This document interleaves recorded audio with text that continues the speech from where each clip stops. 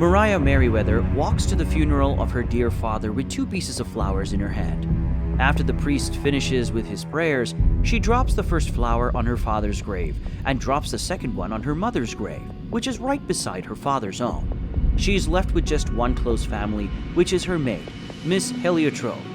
She concentrates on the funeral, and after the event she leaves with Miss Heliotrope to meet her father's lawyer so he can read his will. When the lawyer finishes reading the will, she and Heliotrope are shocked. They find out that her father, Colonel George Herbert Merriweather, has lost all he had, and he is left with no inheritance for Maria. She screams, saying that her father said he would come back, but it's too late for complaints. The lawyer tells her her father left her with a book, a big book titled The Ancient Chronicles of Moonacre Valley. She takes the book reluctantly and leaves in silence. Heliotrope tries to convince her that her father loves her, but sometimes things happen that can't be controlled. Still, she tells Heliotrope that she is doing okay with everything happening, and that Heliotrope should let her be. After Heliotrope leaves, she opens the book and starts reading. The book is about a beautiful young lady, the Princess of the Denois, who was so blessed by nature that nature took her as its dear own daughter. She had a pure heart and a nice soul, and one night as she dances around under the moon decided to bless her with something quantifiable. The moon blesses her with some pearls, and she is named the Moon Princess, and that changes all the story. Eventually, she falls in love with Sir Wolfe Merriweather, and her father arranges marriage.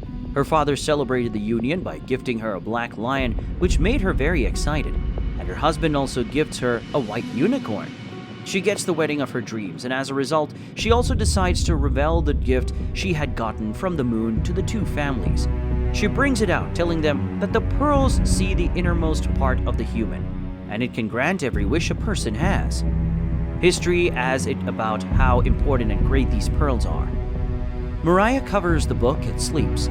The following day, she sets out to leave her house and go to the countryside to live with her uncle, Sir Benjamin. As she's about to leave, Heliotrope joins her. She says she had promised her mother that she would take care of her, and if she's going to live in the countryside, it means they are going together.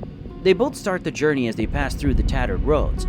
They eventually reach a gate where the carriage driver goes to open the gate, and some thieves attack them. They succeed in stabbing the thieves with the needles in their hand, and as the gate is opened, they drive inside and reach the house. They meet Benjamin, and Maria tries to greet him, but he ignores her. Heliotrope also tries to narrate what they encountered on the way, but he isn't interested. He takes them inside the house and introduces them to his dog, Worf, which he claims is violent and can kill instantly, but since she is a Merriweather, it won't do anything to her. He takes them to their room and tells Heliotrope she will be staying on the lower floor.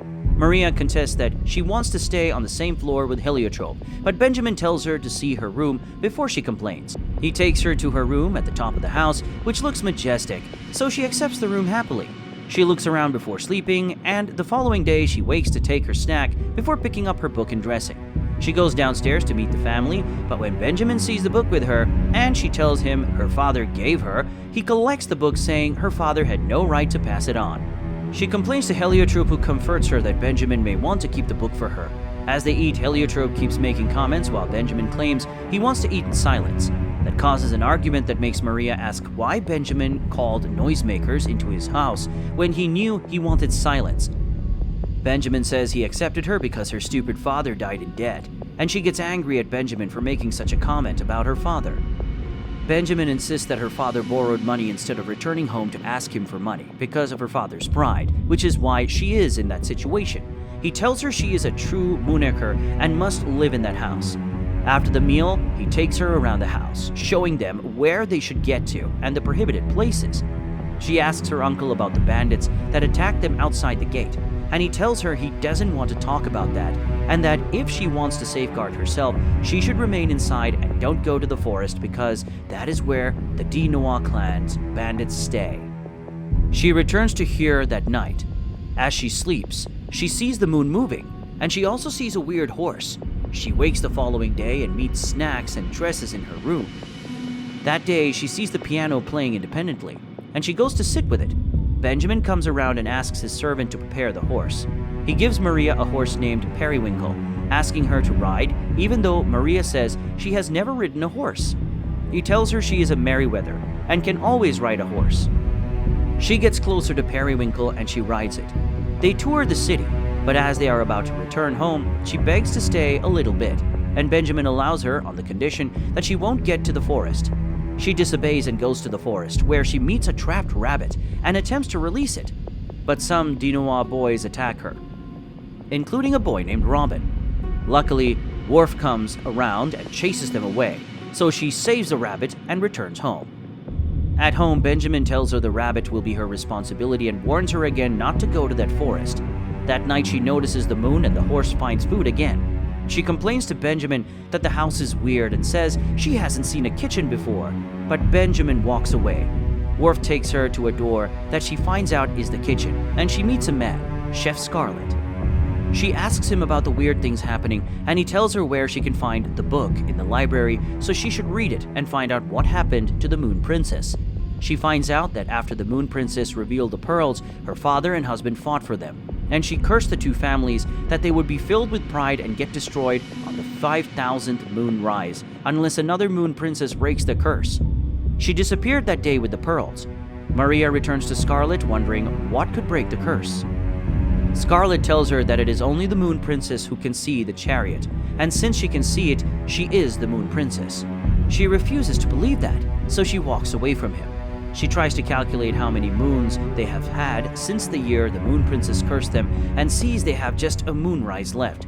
She gets very scared and runs away the next morning. She meets a lady, Loveday, a Dinois who identifies as the last Moon Princess and says she tried to unify the families to no avail.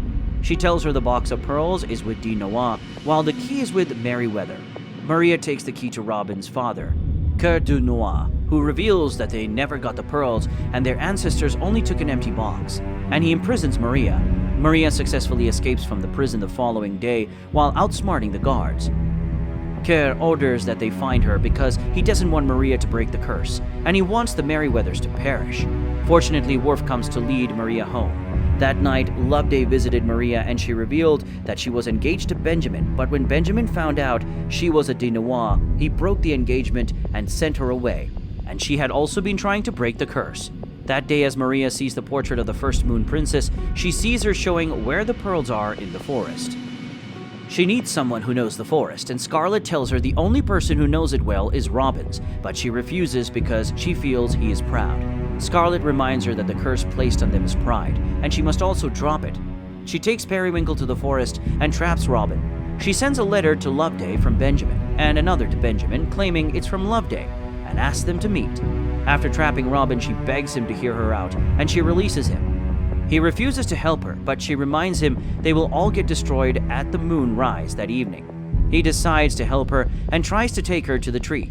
His father finds out Maria is in the forest. He sends his men to the forest. They catch Robin and trap Worf. He complains that Robbins had betrayed him like Loveday, but Robbins breaks off and drags Maria away from him. At home, Benjamin meets Loveday and they realize Maria was the one who planned the meeting. They ask for Maria and find out she is in the forest, so Scarlet takes them to the forest too. Robbins and Maria find the tree and enter it to find the pearls. The bandits chase them and kill Worf. The young ones use the light from the pearls to find their way to the hall the first Moon Princess caused them. They find Benjamin and Coeur there, and Maria begs them to reconcile. Just as the moon rises, she takes the pearls and breaks the curse. She jumps into the water, and a large wave comes up and brings her out of the water on the back of the unicorn. Worf revives and returns as the Black Lion. Coeur hugs his daughter, Loveday, and she also reconciles with Benjamin. Robbins and Maria also declare they are in love, and Heliotrope returns and holds the servant.